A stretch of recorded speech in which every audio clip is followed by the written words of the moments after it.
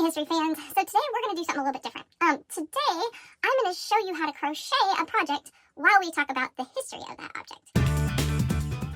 So this is what we're going to make. We're going to make crocheted crab rangoons. And I know it's goofy, I just made one the other day on the spur of the moment because Chris thought it would be funny. And I posted it on Facebook and everybody was like over the moon for it. So I thought, well, I could make a video and show you how to crochet. And then I also thought, oh, I should look up what's the history of crab rangoon. So I decided to combine those two things and we're going to do a history crochet video. If you guys like this format, if you find it kind of cool, I have some more ideas for crochet projects that we can talk about crochet and do the history about all that stuff together. So if you like it, tell me in the comments that you just want to see more of them, okay? So here's how we're going to do it. I'm going to talk about the crochet part first. I'm going to tell you what we need. I'm going to show you the stitches, all of that stuff, and we'll get started crocheting. It's a really simple pattern. It's basically we're just making a square. So while we're working through crocheting the actual square, I'll talk about the history, and then at the end, I'll show you how to put all the finishing touches on the Crab Rangoon. So I will put timestamps either at the bottom, or maybe if YouTube will let me do chapters on this one, I'll do chapters that way. If you really are only interested in the pattern, you can get that. If you're really only interested in the history, you can get that, but we'll kind of break it up a little bit like that. All right? So what we're going to make today is this Crab Rangoon, and you see a lot of patterns online for them. They're so easy, but the difference between this one and the ones online that I've seen so far is that I've got the little cream cheese sticking out, so I'll show you how to make that too. This is what we're making today. It's the tiny one. This is one I've made before, and then I'm also working on this giant one that's going to be like throw pillow size. So this pattern is really easy to adjust the size, and we'll talk about that here in a second. So the only supplies you need basic crochet supplies. You need a scissors, an embroidery needle. Well, is that what it's called? I don't know. It's a fat. You know what it is. A crochet hook. I am using a 5.5 millimeter crochet hook. This one, I like this one because it seems to give you a tight enough stitch that the stuffing doesn't show through, but it's also a big enough stitch that you don't feel like you're crocheting for a bazillion years to make one little Crab Rangoon. I will say, if you decide to go any smaller than the one we're going to make today, I would probably switch it up and use a smaller needle and maybe smaller yarn, okay? Because this one, it's cute this way, but I feel like if I made the Crab Rangoon any smaller, the stitches would look weird because it's too big. Okay, so you need those things. You need some stuffing. And then you need yarn. So you pick whatever yarn you want. You can get 2 colors. You can make it without the cream cheese. It's super simple if you make it without the cream cheese. But what I am using today, I just went to Hobby Lobby and found the 2 colors that I thought were most representative of an actual Crab Rangoon. So I'm using this. It's called I Love This Yarn. And we are using the light taupe right there. This is for the outside of the Crab Rangoon. And then this is the same brand, I Love My Yarn. And this is going to be the cream cheese part, and this is the ivory. Okay, so that's what I got. I got it from Hobby Lobby, but I don't care. You just have 2 colors. You can make a black and green one. Anything could be cool. You make Halloween Crab Rangoons. So this is like the easiest pattern. We're going to chain some on and then just single crochet until we have a square. And I'll show you real quick the stitches if you haven't crocheted before. They're pretty simple, but there's plenty of videos out there to teach you how to crochet if that's something you want to learn, if I'm not showing you well enough, okay? For this one, we are going to chain 21. That'll give us 20 working stitches. Just to give you an idea, this one was 31. And this one was 126. So basically, this is that big long one. Basically, you want to chain as many as you want. I like to keep it even numbers, like 30. And then add 1 so that you can skip that first stitch at the beginning. Okay, so I'm going to try and show you here on the camera. Like I said, I'll show you basic stitches. You can rewind and watch it again if you need to see it again. But this is how you make a slip knot, all right? So you're going to wrap it around your finger like that. So you have a little X on your finger. And then this back thread here is actually going to become the loop on your hook. So you're going to kind of pull this out a little bit and pull this thread through so that you end up with a knot like that. Now, the whole point of a slip knot is that if you pull it like this, it pops right out. So if you didn't get that, try again. Okay, so once we get our slip knot on here, for the size that we're going to try and do on the video, you can make this any size you want, just make a square. But for the size we're going to do on the video, we're going to do 21 chain stitches. If you are a knitter, this counts as like a cast on, not the same in crochet, so do not count this stitch, all right? So for a chain stitch, all we're going to do, and the biggest thing, it just takes hand coordination, okay? You're going to yarn over your hook like that. It helps to kind of hold this one, especially on the first few, and you're just going to pull that straight through. So yarn over, pull straight through. You're going to do that 21 times. So let's all get to that point, 21. All right, so we've got our 21 chains on there, and now we're just going to single crochet until it is a square. So we're not going to single crochet in this first one. You're gonna skip a stitch. Can you see? We're not going to single crochet in this first one. We're going to skip a stitch and single crochet. Single crochet is very easy. All you do, take your needle, put it through that top part of the V on the stitch. You're going to wrap the yarn around once, and then you're going to pull this through your work. So now you should have 2 on your hook. Wrap it around again and pull through. and you've just done a single crochet. That's all you do. That's what you're going to do basically for the whole project. Alright, so if you are already a pro crocheter and you skipped the little intro part where I showed you the stitches, this is the pattern, this is all we're doing. We chained on 21, and then we skipped that first chain and we're going to single crochet in the rest of them. So you're going to end up with 20 stitches across, back and forth. You can do more than 20. Usually I try and keep that, the stitch block, like an even number, like 20, 30, 40, whatever. But whatever you want that stitch block to be, add one, and then you'll have your chain on count. You're going to single crochet to the end of the row, then you're going to turn, and then you're going to do one chain stitch to get to that next row, and then single crochet all the way back. Pretty standard, just granny square what you're doing. So we're just going to crochet until it turns into a square. And how do you know if it's a square? It's real easy. But, like for this one, I'll show you. I have this giant one here. And obviously this is not a square, we all know that. But if I was going to try and measure if it was a square, all I'm going to do is take it and fold it over on itself. So I'm going to take this side and fold it like this. And you can see, now you got that triangle. When the sides meet, so if I were to fold it over and it ended up all the way down here, I would know that I had a square if I could make the whole thing into a triangle. So it doesn't have to be precise. You can measure if you want, but as long as you can fold it over and it basically makes a square, you've pretty much got it, okay? So we're going to keep single crocheting and then chain after we turn, and I will tell you about the story of Crab Rangoon. Alright, so on with the history part. So, like all history, it is intertwined with lots of different events in history, but it's also much deeper than we can get into in this video, okay? So just keep in mind that a lot of the ideas are kind of simplified, but it all does tie together. So, the invention of Crab Rangoon. Our story actually starts in 1776 because America signed the Declaration of Independence, which we all probably know. Weird thing is, do you ever think about the fact that, like, we all celebrate 4th of July and such, but King George didn't know that we did that on the 4th of July. He didn't even get word about the Declaration of Independence until August because that whole declaration had to be sent back on a ship. And then he didn't even respond until, like, February of 1777 because that's just how long it took to do things back then. So anyway, Britain was already in financial crisis. They had like 170 million pounds of debt because of the French and Indian Wars and the French Revolution and things like that. The Revolutionary War cost them another about 250 million pounds. So at the end of the Revolutionary War, Britain's looking around and they're like, we are super far in debt and we've just lost our colonies that we were taxing and we need more money. So they looked around and they thought, where can we get more money? And they realized that they were in a trade deficit with China because the British very much like tea from China, very much like porcelain, and very much like silk, all which came from China. So Britain was sending a ton of silver to China every year to pay for those things that they liked. So the British didn't really have anything the Chinese wanted, and that was made very clear by the emperor, who actually wrote the British a letter stating that fact. And they just didn't need anything from Britain. So Britain looked around and thought, what else do we have? What could China like? And they remembered that they had that little holding of, all of India. And one of the things that grows very well in India is opium. Now, if you're not familiar with opium, opium is a drug. It's made from the poppy plant. And that drug nowadays can be made into things like codeine, heroin, and even fentanyl is a synthetic opioid. So it's a very strong pain reliever is what they used to use it for. And in fact, in Britain and America and pretty much everywhere, they would make this tincture called laudanum, and it was basically opium powder dissolved in alcohol. And you would take that for everything, like a sore throat, laudanum, stomachache, laudanum. Your wife is having hysteria, laudanum. Everybody took laudanum all the time. It was very popular.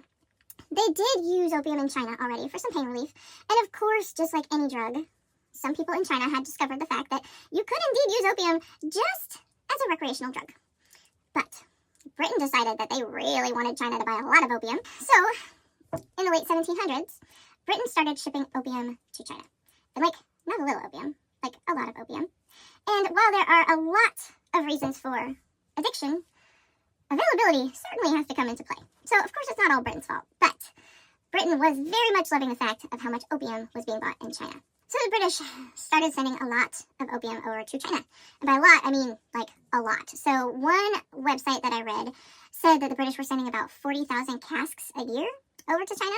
And each cask weighs, well, it doesn't weigh, but it holds about 120 pounds of opium, which means they were sending about 4.8 million pounds of opium to China every year, if my math is correct. So around 1800, the Emperor of China looked around and saw that many of the Chinese people were now addicted to opium. They had opium dens, and as we know right now with our horrible, awful, terrible not funny at all, fentanyl crisis, it can wreck you, right? It can wreck you, it can wreck the community, it can wreck the economy. And so the Chinese emperor was like, we are done with this British opium. You cannot send it in at all. So he outlawed opium.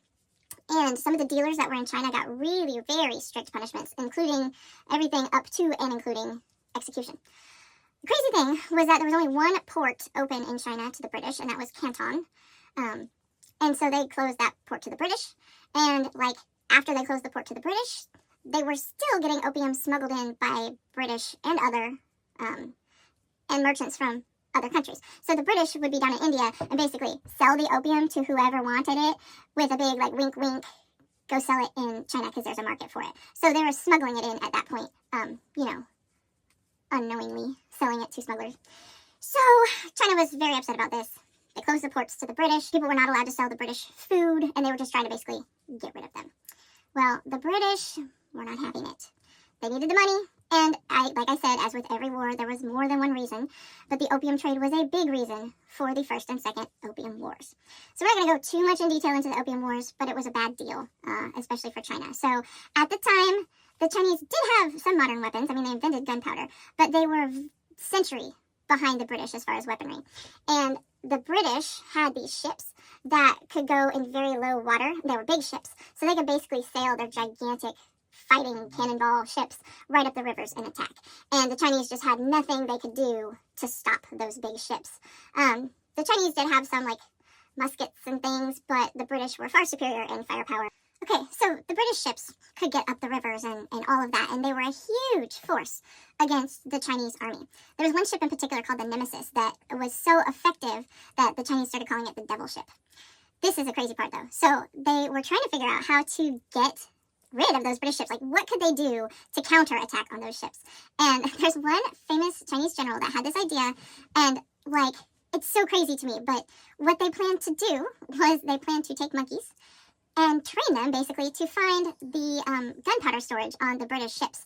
And so their big plan after that was they were going to take these trained monkeys and light fireworks and tie the fireworks to the monkeys' back, and then throw the monkeys onto the British ships with the hope that the monkeys would, I suppose, have time to find the gunpowder storage and light it on fire with the lit firework on their back and explode the British ships. Now, this plan never went into action, and for the craziest reason. Like, you would think, oh, we don't want to strap fireworks to monkeys, or we don't think the monkeys will be able to get through. I mean, how would the monkeys get through all those sailors? But no, the reason that they changed the plan was because they didn't think they could get close enough to the British ships to throw said monkeys. So that's a fun fact about Chinese ancient warfare. So basically, in the reports I see online, in the First Opium War, about 350 British soldiers were killed, compared to about 3,000 Chinese warriors were killed. So it just was completely uneven. So the British came in, took over, they signed a treaty, yada yada. They wanted more ports open, they wanted opium to be legal, which the Chinese never agreed to. They never agreed to letting opium be legal again. And then a lot of scholars say that the First Opium War never really ended, it just sort of became the Second Opium War. But after the Second Opium War, the British and the French won again, and the French got involved because they had one of their missionaries in China who had been killed. And so, again, it was just a slaughter for the Chinese people. This is also where they lost Hong Kong. That's where Hong Kong got ceded to the British. So, after the Opium Wars, the Chinese were left in not a great spot, right? They'd just been through a war. There was a lot of opium addiction still in China. And, China lost money and all the things that happened after war. So a lot of Chinese people were looking for somewhere else to go and something else to do to make their life better. Lo and behold, in 1848, just after those opium wars took place, gold was discovered in California. Now, a lot of people don't realize that a lot of the very first gold miners in California were actually people from Asia. Especially Chinese people, because they were all looking for somewhere else to go and to get out of China. It's weird to think about, but at the time, the trip from China to California was faster and easier than the trip from, say, New York to California. Because from China, you just get on a boat and go across and go to New York, or go to California. But if you're coming from New York, you've got to, get on a wagon and fight the Native Americans that don't particularly want you there and go through the desert and over mountains and all kinds of stuff. So at the very beginning of the gold rush, there was a lot of Chinese people that beat the Americans to the gold. And as usual, the Americans that got beat out for gold were just absolutely grateful that the Chinese people got it and happy for them and just encouraging to them. And no, of course they weren't. Of course. They were like, that's our gold. And so they started making laws banning Chinese people from panning for gold, banning Chinese immigration, all sorts of things like that. And so, by the 1880s, we had decided that we did not want Chinese people in California taking our gold anymore, and we had the Chinese Exclusion Act. Now, let me keep reminding you that all of these things are way more complicated than I'm making them, but just going over the basics here. So, we did not allow many Chinese immigrants into the country. And in fact, when we finally did start allowing immigration again after the start of World War II, because they were our ally and we thought, oh, we should probably let them immigrate in a little bit. But even after that, we only allowed 105 Chinese people a year to immigrate in, which is like nothing, right? However, there was this little thing that has been nicknamed the lo mein loophole, which, not in love with that name, but this is what it is. It basically said that certain merchants and certain businesses were still allowed to travel back and forth to China and recruit Chinese people to come work in America. One of those merchant types that was allowed was restaurants. And so from 1910 to 1920, the amount of Chinese restaurants in America doubled. And then from 1920 to 1930, it doubled again. And a lot of Chinese people were starting in the restaurant business because they could make a go at a restaurant and then still be allowed to travel back and forth to China to see their families and to bring their families here. So nowadays we think of Chinese food as being kind of like cheap dinner out, right? Like all-you-can-eat Chinese buffet, awesome. But back then, that act made them have certain standards for a restaurant. So you couldn't just open a shack or a little hole-in-the-wall Chinese restaurant. You had to make a beautiful, lovely, fancy restaurant to qualify for this loophole. So back then, Chinese food got the reputation of being really expensive and really fancy and kind of like a special place to go to dinner. Kind of like, nowadays we sort of think of like Italian as special like that. I don't know. But I digress. So now you've got all of these Chinese Americans in America. A lot of them are centered in California. And now we're starting to get into the days of World War II.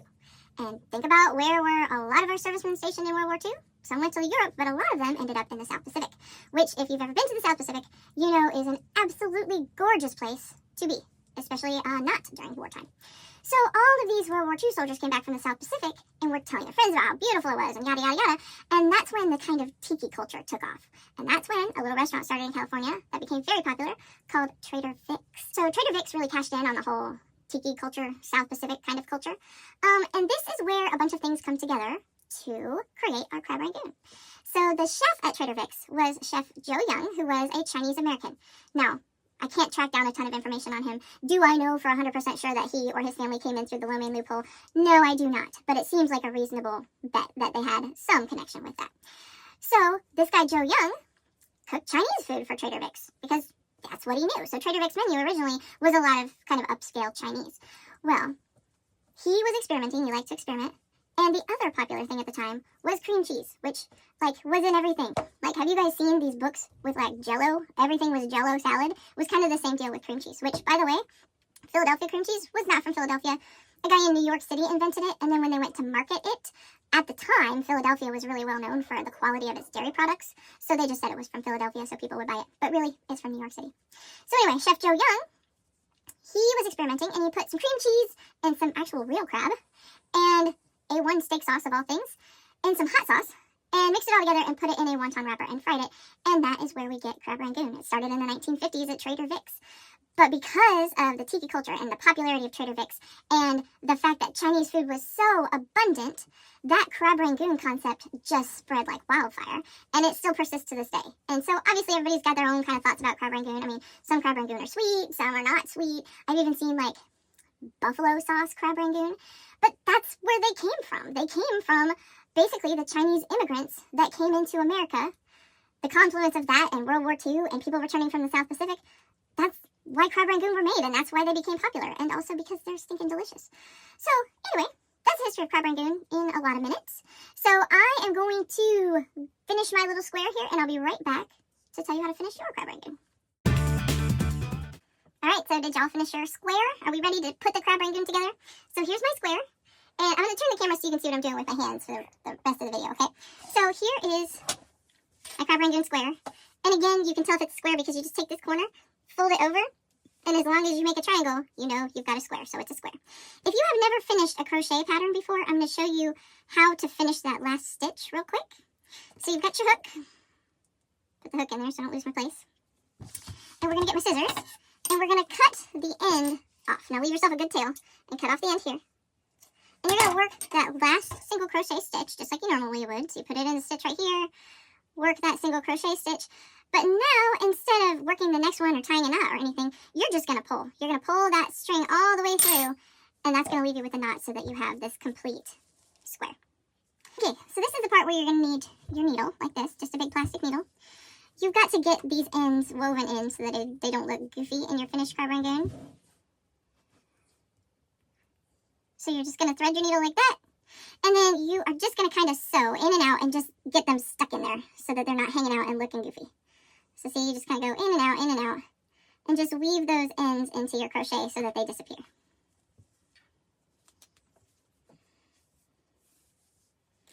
Okay, so once you have those ends woven in and you've just got your square with nothing sticking out, you're going to fold up your Crab Rangoon and sew it together. So some people make their Crab Rangoon sideways like this, like in a restaurant. That is totally fine. You can do that too. The way I like to make it look is I fold it straight side to straight side. So like this. Okay, so fold it like that. And then where you see the middle, maybe fold it like this too. So you know the middle is like right here. So fold it in half like that. And in the middle, you're going to just do a quick stitch and stitch it together.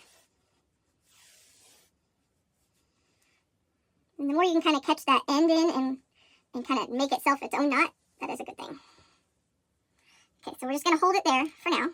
And then you're going to open it up and fold it like this and stitch it again together in the middle. Like that. Okay, see? So now we have the basic shape of our Crab Rangoon. Now, if you like it like this and you don't want to put the white cream cheese in it, that is fine. You can just sew a couple more both directions and call it good. This is the point, though, where I like to put the stuffing in. So even if you're going to not use the white stuff, you still want to put the stuffing in. I'm going to put one more stitch through it real quick. Okay, and we're just going to take some stuffing and just stick it in right through here. You can make it as full as you want it, but just make sure you don't fill it up so much that you get the stuffing kind of sticking out the sides. If you're going to put the cream cheese in, that doesn't matter as much, but if you're just going to leave it open like this, it will matter. You don't want a ton of it showing out. And then we're going to make the cream cheese part. The cream cheese part, same deal. Same thing you just did with this part, only you're going to do it smaller. What I like to do is I like to make 2 rectangles. And so usually a good size for this size Crab Rangoon is if you chain on 16, so you end up making 15 stitches. You're going to chain on 16 and then make about 4 rows. And you're just going to make 2 of those, so 2 little rectangles. All right? So make those and I'll be right back to show you what we do with those. Okay, so we've got our 2 little rectangles, just white rectangles. You do not have to worry about weaving these ends in because we're going to stick them into the Crab Rangoon and it won't matter in just a minute. So now you've got your 2 little rectangles. You are going to take your Crab Rangoon and just stick these in there underneath like that. And now they're just sticking out. You're going to tuck these little ends in and you can kind of twist and everything. Twist those in there. And then get them settled where you want them to be. So I'm going to put this one in here like that. And take this one and put it in this other side. Okay, so now that the cream cheese is in there, you need to secure it. You don't want it to look all the same, right? Because when cream cheese sticks out of a Crab Rangoon, it doesn't stick out evenly on every side of the Crab Rangoon. So as you stitch it up, you're going to kind of like judge where you want it to be. And also as we stitch around it, it'll make this center stronger because we're going to stitch around everything. So you're just going to take your needle and pick a place to start. So I'm going to start here. And you're going to grab just a teeny bit of the Crab Rangoon part. Let's see if I can make this bigger for you. A teeny bit of the Crab Rangoon part and a teeny bit of the little white part, and you're just going to make a little stitch. And you're going to go ahead and do that all the way around the Crab Rangoon. You don't have to have them super, super close together, but you want them close enough together that you're not going to get a big line of yarn in between each stitch. But you're just going to stitch all the way around with these little stitches, and then it will be all secure. And I'll show you what to do after that in just a second. Okay, so now I've gone all the way around. All of that cream cheese is sewn in there. And now we just have this one end left to deal with. We are going to just make a little knot like this, okay? Just to secure it. So you're going to pull it through a stitch. And it's just a regular sewing knot. So like before you get to the end, see how it has that loop there? Right there? We're going to stick the needle back through the loop and just secure it with this little knot. Oh, not around the Crab Rangoon. And then we'll cut the end and we'll just weave it in like we did the last time. So I'm going to move my needle way down here. And we'll cut that like that so we don't have to deal with all that. And just kind of weave in the ends a couple times so it doesn't look like a mess. And then you can kind of, if you pull it kind of tight and cut it real close, don't cut your stitching. But then when you kind of pull it apart and tug it a little bit, that end of that yarn will disappear. And now you've got a Crab Rangoon. So look below. I'll write the pattern below in case you watched the video and then forgot what you were doing and you need to see the pattern. Also, I'll put a link to my Etsy page up there. I haven't done a lot with Etsy lately. There's not a lot up there. But I'm thinking I might put a couple of these up there in case you like them but don't feel like crocheting. And if you're interested, not that you are, but when you go up there, when I'm finished with these, I'm going to have these 2 cute shawls up there too. I got a rainbow shawl and then this pretty sparkly shawl. So I put these up too when I'm finished with them, but you can see, obviously, still works in progress. So if you like the video, if you like to learn while you learn, or do while you learn, tell me in the comments, like and subscribe, and I will make more of them. I have some ideas for St. Patrick's Day.